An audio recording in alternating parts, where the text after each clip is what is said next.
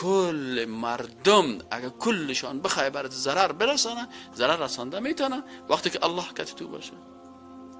از این خاطر هیچ وقت از این خاطر کسی که توحید ربوبیت خوب میفهمه خوب جرأت داره، خوب جرأت داره. وقتی میفهمه که والله این مرا کشتن نمیتونه مرا یک لقمه را زیاد کنه یا کم کنه. صحیح؟ چیزی که برای تو مقدر است رو نه کس زیاد کرده میتونه نه کم کرده میتونه. علامه ابن تیمیه رحمه الله را کسر گفت تو از من نمیترسی؟ یک از برش گفت نه، فقط بندیم که کلان خلیفه بود، پادشاه یا رئیس جمهور یا چی که بود، گفت از من نمیترسی؟ گفت نه نمیترسم. گفت چرا؟ گفت بندیم کنی چی است؟ خلوت است. قرار اموشه حال تسبیح نمیگم اینجا خوب بیاز اینجا بیکارم تو قرار شیم سبحان الله سبحان الله سبحان الله سبحان الله. اگر از این منطقه تردم کنی چی است؟ سیاحت است. من چه کار میگم؟ مرا گفتی بکشیری از کابل یک 4 ماه ریم کردی مثلا هندوستان، مردم سیاحت پیسه میده مردم مفرایی میکنی. و گفت اگر بکشیم شهادت است. از این خاطر هر سهش خوب است، خلوت با الله، سیاحت در سرزمین الله و یا هم شهادت در راه الله. هیچ نقص نمیکنه. نقص تو میکنی که 50 سال بعد که باز ما رو برو شدیم در قبر باز سرت خم است. از خاطر من نمیترسم از کلان از پادشاه. گفت نه من نمیترسم از پیش. چرا از پیش تو بترسم؟ اعوذ بالله من الشیطان الرجیم بسم الله الرحمن الرحیم. امروز برادرای عزیز توحید ربوبیت خلاصه بخش توحید ربوبیت خدمتان بیان میکنم و شما هم این خلاصه را اصلا باید شاگردا بیان کنه. خب خیر است ما یک بیان میکنم باز نوبت بر شما میرسه دیگه. مسئله توحید ربوبیت خلاصش که فصل ختم میشه باز ما و شما با شروع میکنیم بخیر به توحید الوهیت. خلاصه توحید ربوبیت چند نقطه بود. اول نقطه ای بود که رب در لغت سید، مالک و مصلح می گفت. این رو باید خوب حفظ داشته باشه. خلاصی همی چند درس یعنی می است که رب کی را میگن؟ کسی که سید است و کسی که مالک است و کسی که مصلح است.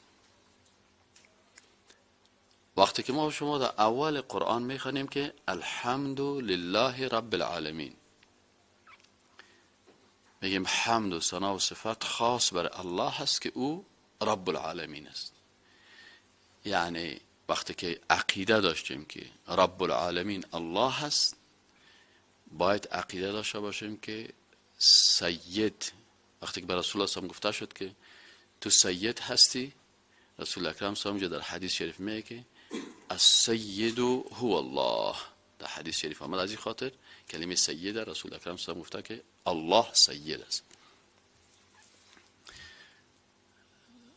چند چیز شد؟ سید، مالک و مصلح.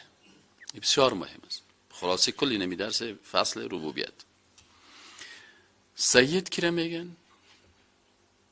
در زبان عربی. ما در زبان فارسی کار نداریم. قرآن و سنت تا که زبان عربی رو نفهمی در دین گپ زدن نمیتونی. اگه بگویم از پیشت اشتباه میشه. عرب ها در عصر جاهلیت وقتی که میگفتن که هذا سید القوم، این شخص سید قوم است. چی معنی؟ یعنی تمام صلاحیت خوب، خراب، درست، نادرست، فیصله ها و قضاوت و کل چیز به این تعلق میگیره. کل چیز به می کلان قوم میدادن. از این خاطر سعی کنین یک کلمه بسیار دقیق است که او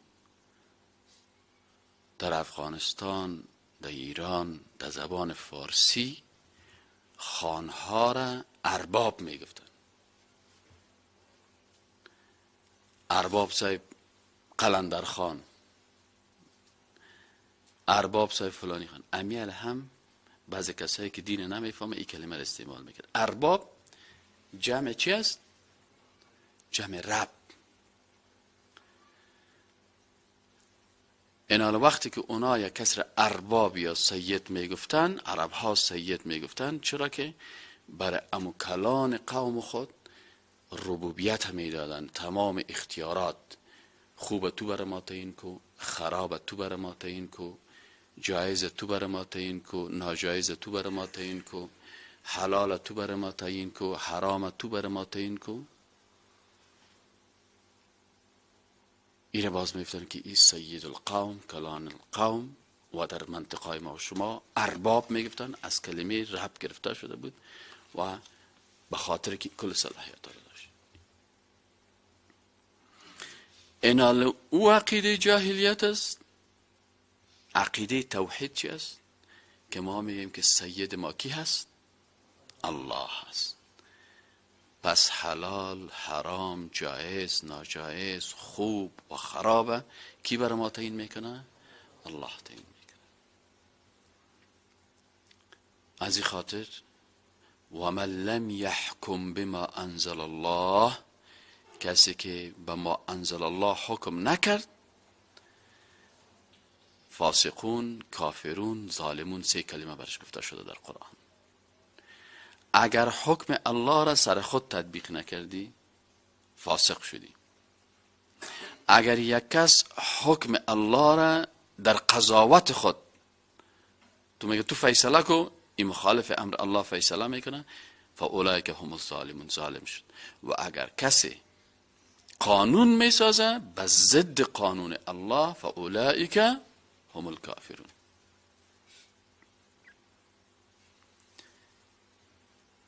پس کلمه رب سید به معنای یک معنایش سید است. خلاصه درس ما که ما عقیده داریم که الله رب العالمین است، رب ماست و رب العالمین است. پس سید ما هو است، ما دیگه سید نداریم. اگر مجازن بر یک نفر به معنای لغویش سید گفته میشه مجازن تو گفته شود، اما از نگاه اصطلاحی از او که حلال و حرام و جایز و ناجایز و خوب و بد تعیین میکنه و مالک کلش است، پس او الله است.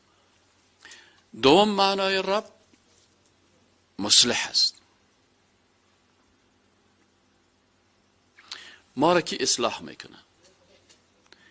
اول ما را کی تصویر کرده؟ این اصلاحات در وجود ما آورده. این قلب ما را کی جور کرده؟ این شش ما را کی جور کرده؟ این اعضای بدن ما را یکی.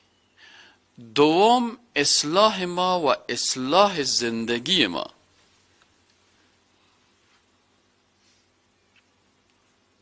توسط کی میشه و با قانون کی میشه؟ عقیده داریم که اصلاح ما، مصلح ما الله هست. پس اصلاح در جامعه و در جهان بدون قانون الله نمیه. اگر بگوییم که نه این قانون فلان شخص بسازه، فلان مولوی صاحب بسازه، باز اصلاحات می فلان متخصص حقوقدان بسازه، اصلاحات می قانون فرانسه، قانون ایتالیا، قانون امریکا، باز اینجا در حقیقت ما رب العالمین نشناختیم. از این خاطر در آیت شریف دیگه میگه که اتخذوا احبارهم و رهبانهم اربابا من دون الله. نصرانی ها گرفتن احبار خود را، یعنی علمای خود را، و رهبانهم و متصوفین خود را، رهبان کسایی که ترک دنیا میکردن در نصرانیت، ایره ارباب گرفتن. عدی بن حاتم رضی الله عنه یک صحابی مبارک بود که قبلا ای خودش نصرانی بود، مسلمان شده بود. ای بر رسول اکرم صلی الله علیه و سلم، وقتی که رسول اکرم صلی الله علیه و سلم ای آیت برش خوان، عدی بن حاتم با اساس فهمی که در نصرانیت داشت، ببینید فهم در هر دین فرق میکنه، فهم در هر دین فرق میکنه. عدی بن حاتم در نصرانیت او تو فکر میکرد که رب کسی است که به او رکوع سجده شوه، عبادت شوه. از این خاطر به اساس فهم قبلی خود که در نصرانیت داشت و خودش مسلمان شده بود، بر رسول اکرم صلی الله علیه و سلم گفت که یا رسول الله، ما بزرگای خدا عبادت نمی کردیم، چطور شما این آیت قرآن آمده و در قرآن شریف میگه که اتخذوا نصرانی ها گرفتن احبارهم علمای خود را و رهبان جمع راهب است. احبار جمع حبر است. حبر در زبان عربی اصلا رنگ میگن، محبره بودن رنگ میگن. علما را حبر به خاطر از این میگفتن که اونا زیاد کت قلم رنگ سر و کار داشتن، نوشته زیاد میکنن، از این خاطر مجازا سر از اینا اطلاق چی میشد؟ یا حبر میگفتن و جمعش احبار میشد. و رهبان جمع راهب است و راهب کسی است که ترک دنیا میکنه، کالای خوب نمیپوشه، 15 16 دانه چپن میپوشه، یک دانه چلتار ملنگی پیدا میکنه، چهر چتل، اون مردمای راهب که باز ازدواج نمیکنه. این چیزا در اسلام نیست، مقصد در اسلام نیست. خب به هر صورت در آیت قرآن آمد که اتخذوا گرفتن احبار و رهبان خدا ارباب جمع رب، یعنی خدایان خود ساختن. عدی بن حاتم گفت یا رسول الله، ما علمای خدا عبادت نمی کردیم. رسول اکرم صلی الله علیه و سلم برشان فرماند که رب تنهایی نیست که تو سجده یا رکوع بکنی، وقتی که قانون کسی را سر تطبیق کردی او را خدایت ساختی. گفت اگر علمایتان حلال حرام می کرد، کفتر حلال است، عالمت برات گفت که کفتر نخو، چرا نخورم؟ حرام است. مرا والا صاحب وقتی که رهبانتان گوشنشینایتان برتان میگفت که لباس پاک ای کالای من جایز است بپوشم، یک کسی میگه نه نه نه اینه نپوش، چی بپوشم؟ برو یک پیرنتنبان از چی پیدا کن، از همین موی بز که جور میشه که وقتی که میشی خوب هم تو چرا؟ این لباس چرا؟ والا این رسه هم بزرگ ما سرم. رسول اکرم صلی الله علیه و برازی فهماند که متاسفانه اینا احبار و رهبان خدا به خاطر ازی گفت خدا ساختن که اینا در حلال و در حرام الله بر از اونا و حق دادن. اصلاحاتی که قرآن آورده، البته کسا اصلاحاتی که قرآن اصلاح میکنه میگه نه نیست، ما باید قانون فرانسه را بریم، قانون امریکا را بریم، از فلانی عالم و دانشمند و فیلسوف پیروی بکنیم. پس در شان از یا همه میشه که اتخذوا احبارهم و رهبانهم اربابا من دون الله. پس یکی رب سید است، دومش مصلح است، سومش مالک است. مالک زمین کی است؟ مالک آسمان کی است؟ مالک جنت کی است؟ مالک دوزخ کی است؟ متصرف است. مالکی که مالک کی میگن؟ کسی که مثلا من مالک اینی ساعت هستم، پس من میتونم که در این ساعت خود هر قسم چی کنم؟ تصرف کنم، نگاهش کنم، از بین ببرمش، حفظش کنم، وسو پرتمش، برای کسب بخش میشه. پس رب کسی است که مالک است، مالک است. از این خاطر در قرآن یک دفعه میگه که رب الحمدلله رب العالمین، یعنی رب ای دنیا که است از تمام از اینا الله هست. باز در آخرت میگه مالک یوم الدین، باز تکرار میکنه که فکرتان باشه که مالک صاحب روز قیامت الله هست، اینجا هم در دنیا و در آخرت. ایناله وقتی که ما میگیم که الله مالک ما هست، پس هیچ کسی نیست که شعار کابل بعضی کسا هست متاسفانه ما شنیدم از یک سفید پیر 60 سال نماز در صف اول خوانده، حج هم رفته، عبادت هم کرده، میگه این که شعار کابل عاشقان و عارفان نگاه میکنه. پس ربش کی شد؟ عاشقان عارفان. چرا که رب السید المالک المصلح. رب کی است؟ السید المالک المصلح. آسان است یا سخت؟ مالک، السید، سید، مالک و مصلح. پس اینا هست. خب اینا ای خلاصه چیز در اصطلاح گفتیم توحید ربوبیت، یعنی توحید افعال الله است. الله افعال خاصی داره که مخصوص خودش است. رزاق است، روزی دهنده است، خلق کننده است. پس خلاصه توحید ربوبیتی بود که ما افعالی که مخصوص خالق میشه او را میشناسیم و او افعال برای مخلوق نسبت نمیدیم. این یکی از بخشایش در اصطلاح افعال خالق است. توحید الله با افعالش. توحید الله با افعالش چه وقت ثابت میشه؟ فرق بین موحد و مشرک در این کلمه هست در ربوبیت. فرق بین موحد و مشرک در توحید ربوبیت چی هست؟ که در توحید ربوبیت اگر کسی افعال خالق شناخت و او را به الله عقیده کرد و به مخلوق او را نسبت نداد، این موحد است. اگر یک فعل از افعالی که مخصوص خالق است او را به یک مخلوق نسبت داد، از این خاطر چی میشه؟ این از در توحید ربوبیت به الله در افعال الله شرک آورده است. از این خاطر کسایی که تعویض میتن و فال میبینن، یکی از علت شرک و کفر از اینمی است که یا بسیاری از افعال خالقه به خود چی میکنن؟ نسبت میدن. و ای کسایی که پیش از اینا میرن یا چرا مشرک و کافر میشن؟ به خاطر ازی که اینا اونا را با اینمی ادعایشان تایید و تصدیق میکنن. از این خاطر رسول اکرم صلی الله علیه و سلم چی میگه در حدیث شریف؟ میگه کسی پیش یک کاهن و پیش اینمی مردمای روی طالبین و پیش اینمی تعویضگرایی که ادعای ربوبیت و الوهیت میکنن، اگر کسی پیش از یا میره به مجرد 40 روز عبادت ازی از بین میره.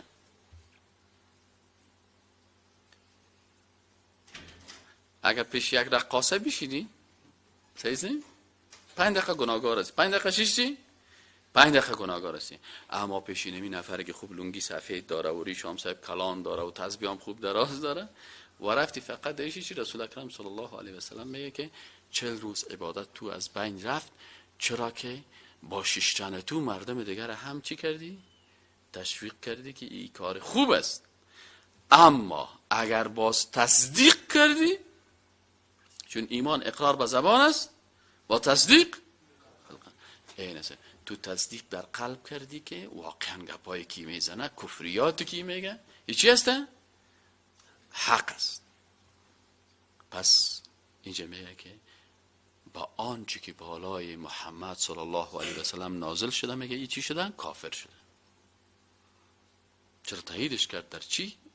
او ادعای ربوبیت میکنه و این تاییدش میکنه در امی ادعا.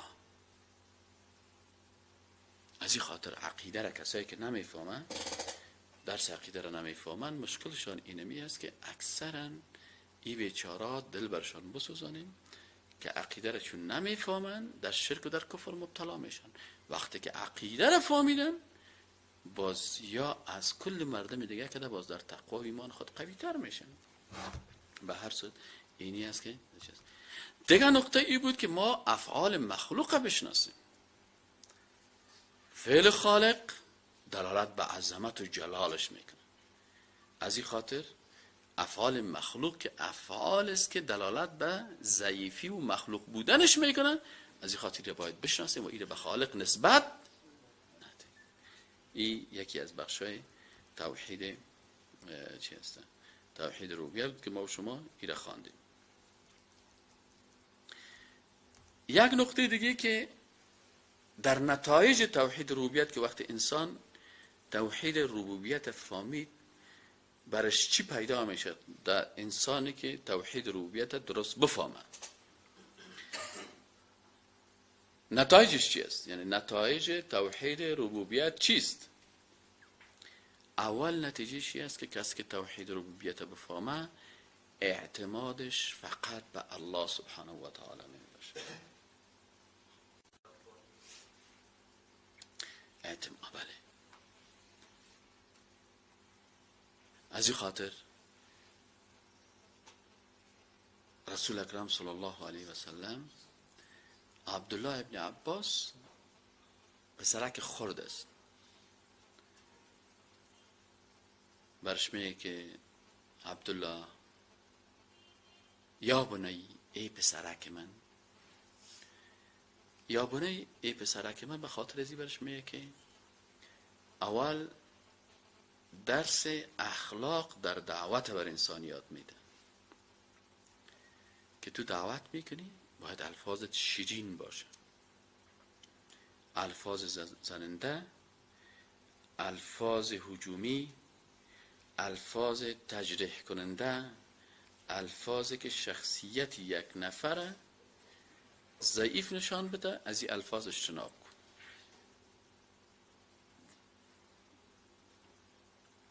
دکتر چه روز پیش ما آمده بود گفت استاد هفته میفهمین فرق بین ما و شما چی است در مسائل؟ گفتم ما هم دکتر هستیم، شما هم دکتر هستین. کسی که دعوت میکنه او هم دکتر است و شما که علاج میکنین شما هم دکتر هستین. ما و شما گفتیم در یک نقطه با هم شریک هستیم، در یک نقطه با هم مخالف هستیم. نقطه که ما و شما در او شریک هستیم، پیش شما هم مریض میه و پیش ما هم مریض میه. شما مریض دارین، ما هم مریض داریم. پیش شما میگن تو دیوانه میه، پیش ما میگن تو دیوانه میه. از این خاطر شما هم وقتی که مریض آمد باید مریضتانه و بسیار اخلاق خوب استقبال بکنین و پیش ما هم وقتی که مریض میه، وقتی که دعوتگر مسلمان واقعا دعوتگر باشه، مریض خدا با بسیار چهره خوب و شاش، با اخلاق خوب، با کلمات خوب را استقبال میکنه. از این خاطر ما بسیار کلمات زشت میشنویم، بعضی مسیجای زشت برای ما روان میکنن، بعضی کسا بسیار کلمات تند میگین، پس با زنگ میزنه، باز ما برش میگیم والا تو حق داری که هر کلمه رو استعمال میکنی، ما حق نداریم که کلمه زشت استعمال میکنی. چرا؟ به خاطر ازی که رسول اکرم صلی الله علیه و سلم در دعوت خود همیشه با کلمات چیز مردم مخاطب قرار میداد، با کلمات بسیار شیرین، ولو که بسیار میفهمید که این نفر کافر است، مشرک است، مرتد است، بیدین است، ولی با امرش بسیار کلمات خوبی را استعمال میکرد. دیگه ما نمیتونیم. اما فرق بین ما و دکترها در قسمت مریضا یک چیز است، لکن دکترها فرق ما بینشان چی است که اونا در نتایجش زیاد بحث میکنن که اگر من این عملیات میکنم آیا عملیات من کامیاب است یا ناکام است، اگر کامیاب نشد باز چطور میشه و اگر چطور. دعوتگر که است نتایجش به الله میمانه. انما علیک البلاغ و علینا الهدى. هدایت کار الله است. یک نفر است 100 سال در کفر است، 100 سال در کفر است، لکن وقتی که یک مرتبه میگه لا اله الا الله صادقانه و مخلصانه، تمام کفریات و شرکیاتش کلش از بین میره. اینمی عظمت اسلام است کلش. الله برش میگه قل یا عبادی الذین اسرفوا علی انفسهم، بگو بر بنده های ما که زیاده روی کردن در نفسهای خود، برشان بگو که لا تقنطوا من رحمت الله، شما از رحمت الله ناامید نشید. برای زناکار بگو، برای شراب خور بگو، برای مشرک بگو، برای کافر بگو، برای هر کسی که هست بگو از رحمت الله ناامید نشو، رجوع بکن. ان الله یغفر الذنوب جمیعا. الله رحمان رحیم است. با فکر ضعیف و با امو ظرفیت کم خود الله را با این ظرفیت خود معرفی نکن.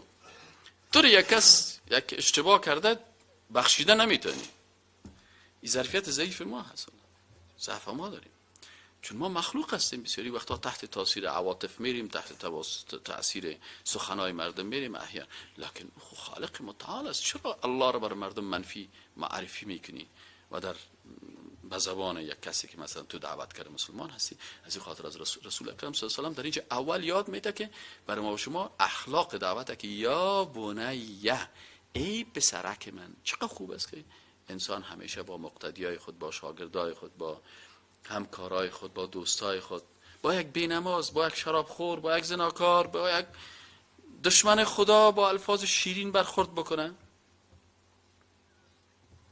الفاظ شیرین برخورد بکنه. وظیفه ایت است. الله سبحانه و تعالی با سرسخت ترین دشمن خود دوست خود روان کرد. علما شما که در افغانستان همراه مردم مخاطب ما هست یا مثل فرعون نیستن، دعوای خدایی کس نکرده تا بالا. هست کس که دعوای خدایی کرده باشه؟ اما فرعون چی میکرد؟ میگفت انا ربکم الاعلی، لکن برشان چی گفت؟ وقول له قولا لینا. لین چی معنی؟ سخنای بسیار نرم برش بگوین. اجازه نیست، من حیث دعوتگر مسلمان اجازه نداریم که الفاظ زشتی برای کس استعمال بکنیم و نمیکنیم. الله برای من گفتن که فلانی نفر در امریکا تو را دشنام میده، گفتم نو پرابلم، اهلا و سهلا. فلانی نفر در جرمنی تو را دشنام میده، خیر است، صدقه سرش. فلانی نفر در شوربازار تو را بد میگه، خیر است، بگوی. اونا بگوین، ما نمیگیم. و این توصیه من بر شما اینمی است که حق ندارین، که حق ندارین. از او خاطر یک روز یک برادر کامل سر من اعتراض کرد، نه ها کدام نفر بود کوچی کدام جای میرفتم، بچه خدا پیش مولای صاحب کرد که بچه یک دستاربندی کو که ما کوچ میکنیم میریم. یگانه که میخوای درس عقیده رو تا یک ساعت به 5 دقیقه یاد بگیره و بخیزه بره. ها چه دیدیم یک کسی اینجا تو گفتم نه تو حق نداری که امروز اگر کس بر ما زشت میگه ما بر کس زشت نمیگیم. اگر کس ما را دشنام میده ما دشنام نمیدیم. اگر کس جرأت داره که تون بگویه ما بر کس تون نمیگیم. اجازه را ما نداریم، چون رسول اکرم صلی الله علیه و سلم برای یک بچه که بسیار خرد 13 ساله 14 ساله 12 ساله چی گفت؟ گفت یا بنی ای بچه که من اینی اعلمک کلمات، من چند کلمه را بر تو یاد میدم، خوب حفظ کو و به یادت باشه.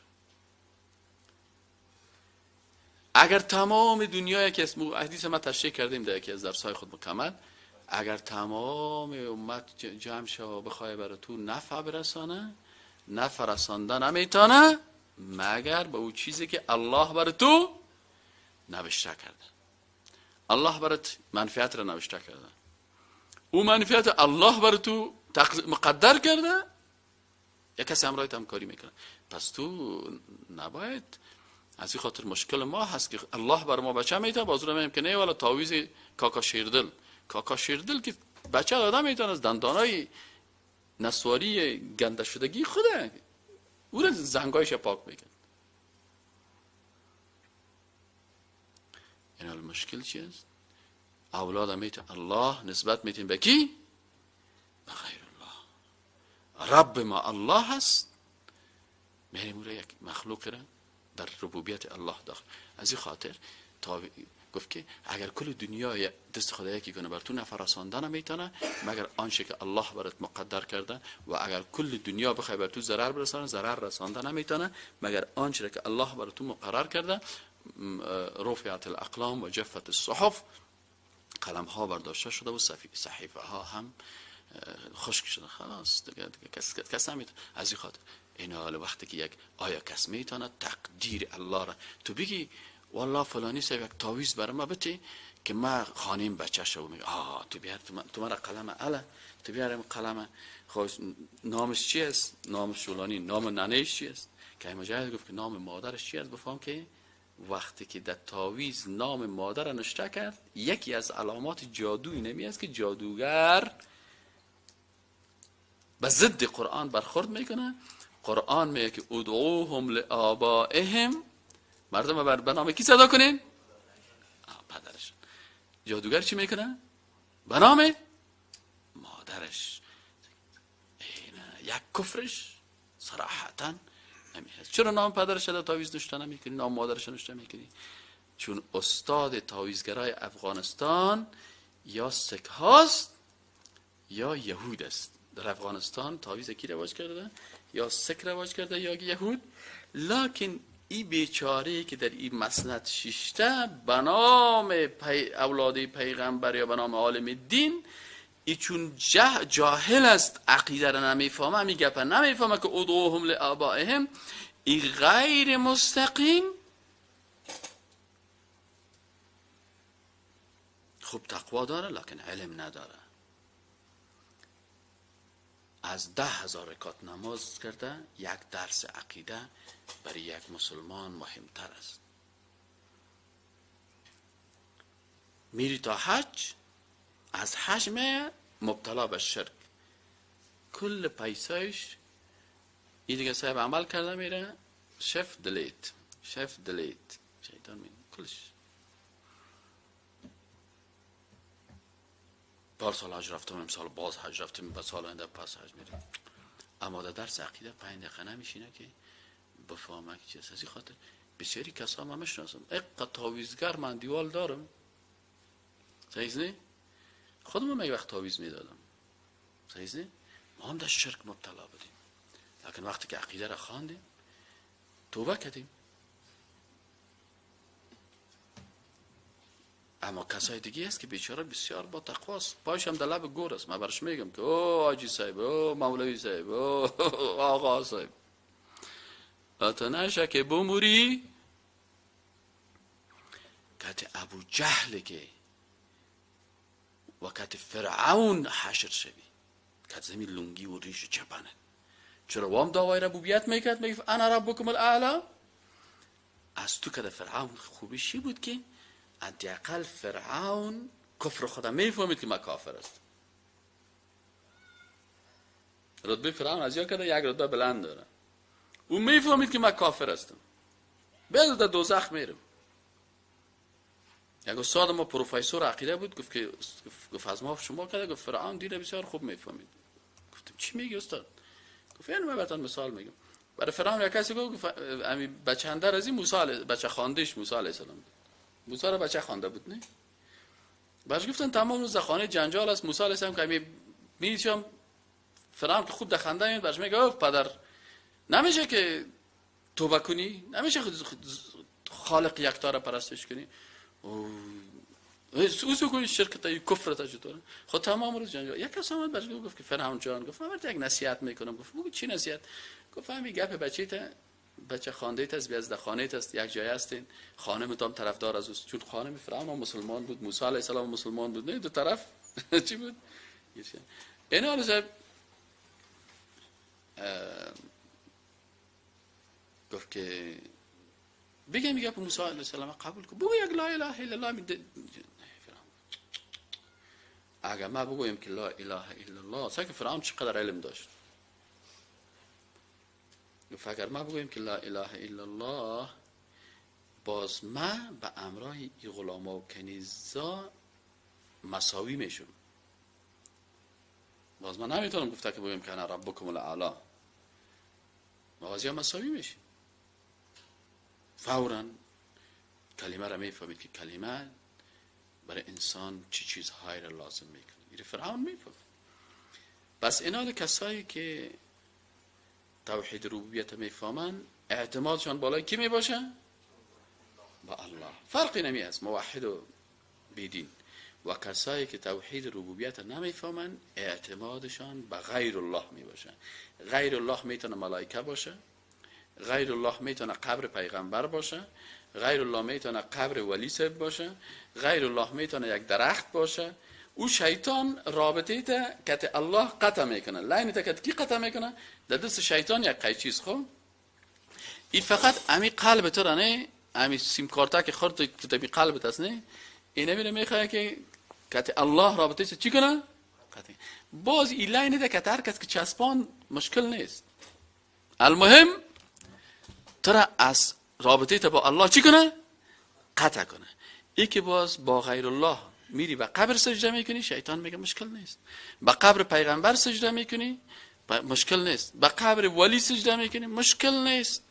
به شیطان سجده میکنی، شیطان میگه فقط ما که قیچی خود لاینش با کی قطع کردم؟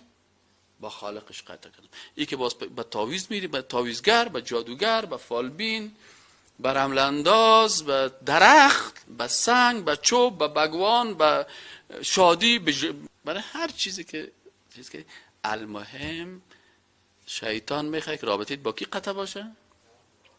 با الله. و توحید ربوبیت فهمیدنش رابطیت رو با کی مستحکم میسازه؟ از این خاطر اعتماد بر کی میکنی؟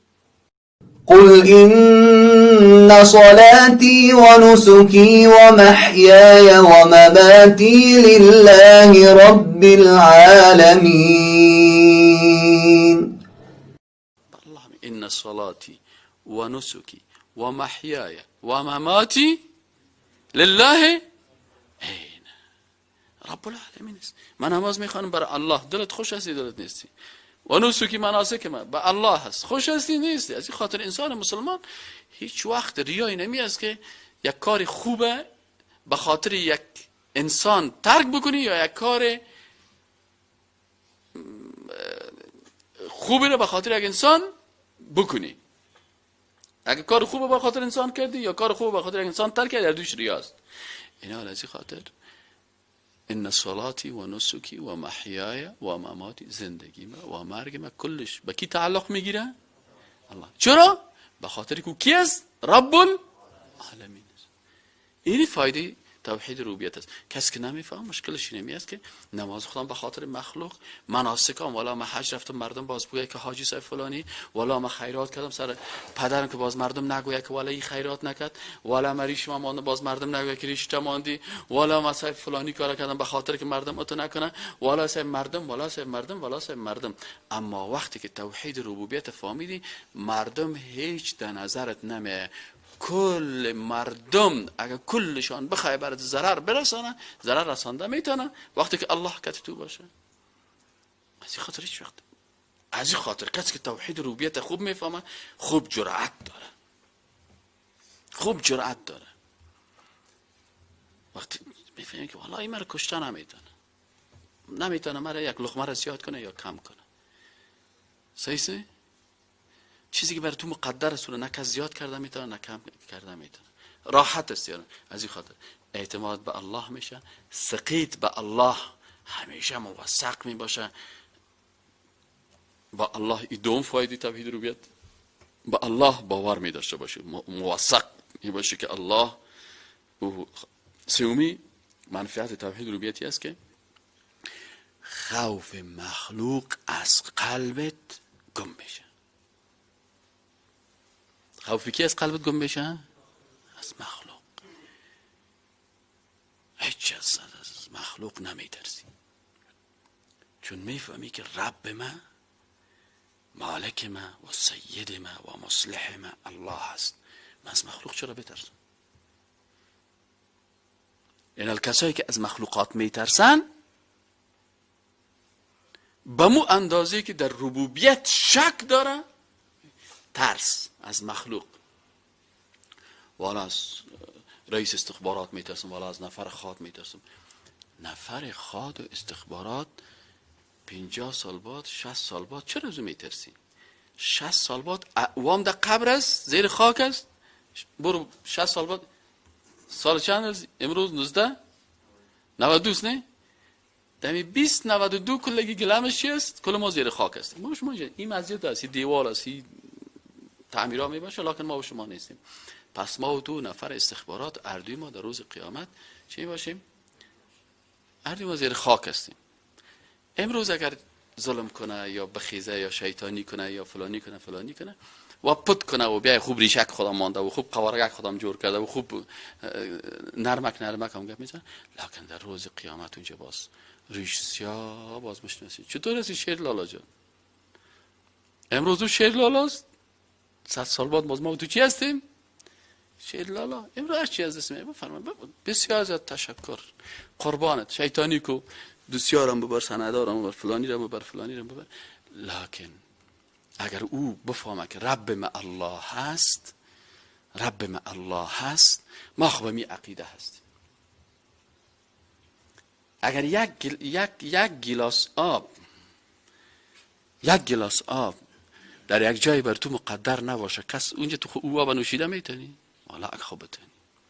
این الگب سر از این است که وقتی که انسان بفهمه که رب زندگی ما و مرگ ما همه چیز به الله تعلق میگیره، والله اگر الله برای من جای در بلچرخی بستره نشته کرده باشه اهلا و سهلا، اگر در گوانتانامو نشته کرده باشه والله اهلا و سهلا. سعی کنین ربوبیت 100% به توحید ربوبیت چی داری؟ عقیده قوی است. 100% از مخلوق نمیترسی. یک درجه کم شد،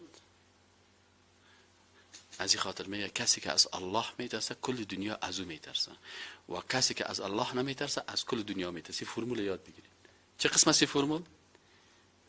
کسی که از الله میترسه کل دنیا از او میترسه. صحیح است نه؟ و کسی که از مخلوق و کسی که از الله نمیترسه از کل دنیا میترسه، از یام میترسه. از این خاطر و کسایی که به الله ارتباط قوی داره، یک نفر بسیار قوی بود در سوریه از این نفرای حافظ الاسد، نفر خادش بود بسیار چیز. این پشت یک مولوی افتاده بود. این مولوی بسیار با تقوا بود. این میفهمید که این نفر کی است؟ خاد است، پشت من انداختن که از مرا تعقیب کنه. میگه در موتور سرویس بالا شد، کت شکست میگه گفت کی است؟ قصه زیر بر من بگو. گفت یک وقت نفر امنیت بود، باز گفت خدمت موتور بالا شد، گفت پشت من میدوید هر جای مقصد مرا تعقیب میکرد. گفت یک وقت در سرویس بالا شدم، در این پای اول سرویس که بالا شدم، گفت دیدم که در این سرویس جای یک نفر است. من که بالا شدم این نفره که امنیت بیچاره بالا شدن نتونست مان. میگه من پس تا شدم. میگه من برش گفتم بیاد بچه جان، من میفهم تو نفر امنیت هستی، من گفتم حالا برید رئیس یک چند سیلی کشت میکنه. یعنی من پس تا شدم که باش با یک موتور دیگه مرا تعقیب کنی. اگر من از پیشت میرفتم اینجا که میرفتی که چه شد، در موتور سوال شد رفت کدام سیلی کشت میکرد. باز میگه من برش گفتم من نخواستم که تو یک سیلی بخوری. خیر از تعقیب مرکو صدقه سرت ما تعقیب شدیم. یتیم سیلی خورده که یک سیلی تو کتا تعقیب کرده چیز از دستش نامد. تو فهمی بچه توبه کرد که وقتی که اسلام اینقدر عظمت داشته باشه که من در فکر مرگ تو هستم و تو نمیخوای که من یک سیلی بخورم، باز امی توبه کرده بود، باز که بدم خدمت امی عالم عمر خدا چیز میکرد که من همیشه در القای درس تو بر تو خدمت میکنم. اینا هر قدر که به الله ارتباط داشته باشی به مو اندازه خوف مخلوق از قلب دور میشه، به خاطر که مخلوق اگر بندید کرد خلوت است. علامه ابن تیمیه رحمه الله را کسر گفت تو از من نمیترسی؟ یک از برش گفت نه، فقط بندیم که کلان خلیفه بود، پاچا یا رئیس جمهور یا چی که بود، گفت از من نمیترسی؟ گفت نه نمیترسم. گفت چرا؟ گفت بندیم کنی چی است؟ خلوت است. قرار اموشه حال تسبیح نمیگم اینجا خوب بیازم اینجا بیکارم تو قرار شیم سبحان الله سبحان الله سبحان الله سبحان الله. اگر از این منطقه تردم کنی چی است؟ سیاحت است. میدونی چه کار میگه؟ مرا گفتی بکشیری از کابل یک 4 ماه رایم کردی مثلا هندوستان، مردم سیاحت پیسه میده، مردم تو مفرایی میکنی. و گفت اگر بکشیم شهادت است. از این خاطر هر سهش خوب است، خلوت با الله، سیاحت در سرزمین الله و یا هم شهادت در راه الله. هیچ نقص نمیکنه. نقص تو میکنی که 50 سال بعد که باز ما تو رو برو شدیم در قبر باز سرت خم است. از این خاطر من نمیترسم از کلان از پادشاه. گفت نه من نمیترسم از پیش. چرا از پیش تو بترسم؟ از این خاطر دیگه چهارمی منفعت توحید ربوبیتی است که انس و محبت با الله برات پیدا میشه. والذین آمنوا اشد حبا لله، باز محبت قوی با الله برات پیدا میشه، الله را زیاد دوست می‌داشته باشی. از این خاطر کل کارت به خاطر الله میکنی، کسی را که زیاد دوست داری. و پنجمش نتیجه ربوبیتی است که اینمی تو یک مؤمن واقعی استی که به الوهیت و ربوبیت خالق تو بسیار مستحکم می باشی. یا ایها الناس اعبدوا ربکم الذی خلقکم والذین من قبلکم لعلکم تتقون. و بالاخره سبب ششمین فایده چی است که برای تو تقوا حاصل میشه و الله سبحانه و تعالی بر ما و شما تقوا نصیب بکنه. اول فهم دین نصیب بکنه، فهم عقیده توحید نصیب بکنه و وقتی که توحید درست فهمیدیم ان شاء الله نتایج حتما در وجود انسان میه. و السلام علیکم و رحمت الله و برکاته.